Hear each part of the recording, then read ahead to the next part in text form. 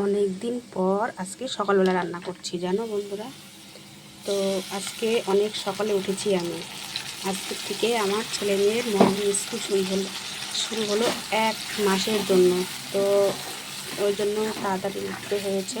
আর কালকে রান্না করে রাখিনি, যে হারে গরম পড়েছে, মানে রান্না করে রাখতে পরে নষ্ট হয়ে যাচ্ছে। ফ্রিজে রাখি অবশ্য, কিন্তু সেটা ভালো লাগছে না। তো তার জন্য ভাবছি সকালে যেহেতু টাইম আছে সকালেই করে নেব। তো ওদেরকে পাঠিয়ে দিয়েছি রেডি টেডি করে স্কুলে। আর আমি এখন সব কাজ করে রান্না করছি।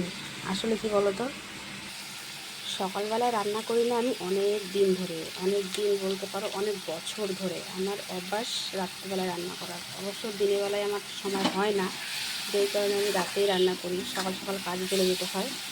তো এখন একটু সকালের দিকে কাজ নেই, তাই ভাবছিলাম যে সকালে আর করবো না, গরমে রাতে আর করবো না, সকালেই করবো। তাহলে ওরাও স্কুল থেকে এসে খেতে পাবে। আর কালকে এক জায়গায় নিমন্ত্রণ ছিল জানো, তার জন্য রাত্রে আর রান্না করিনি। তো এই যে বল মাছ রান্না করবো আজকে, অনেক মানে 3 দিন কি 4 দিন হয়ে গেলো এনেছি, রান্নাই করা হচ্ছিল না। তো সেটাই আজকে রান্না করবো। এই যে আলু দিয়ে পেঁয়াজ রসুন দিয়ে কষা কষা করে করবো। এদিকে ভাতও হয়ে গেছে। আর সঙ্গে করবো হচ্ছে আমের চাটনি। আমগুলো রয়েছে, কাঁচা আম সে বাড়ির থেকে নিয়ে আসছিলাম, করাই হচ্ছে না। তো আজকে করব। এই যে দেখো, এই যে আমগুলো দেখো কেমন চাটনি করবো, মেয়ে ভীষণ ভালোবাসে। আর এই যে মিষ্টি আলুগুলো দেখো নষ্ট হয়ে যাচ্ছে, এগুলো ভাবছি ভাজা করবো। তো এখন আর করবো না, সময় হবে না। সবজিগুলো দেখো নষ্ট হয়ে গেছে, অনেকদিন ছিলাম না না বাড়িতে, নষ্ট হয়ে গেছে। তো সেটাই এখন ভাবছি এখন আর রান্না করবো না, দুপুরে এসে করবো। আর এই বল মাছটা আমাদের অনেক দিন পরে হলো।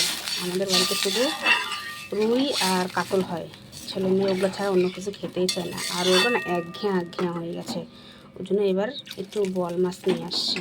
অনেক দিন ধরে খাওয়া হয় না, এমনি খেতে চাইবে না। যদি পছন্দের একটা করে দিই সঙ্গে, তাহলে খেয়ে নেবে। এই যে বল মাছ,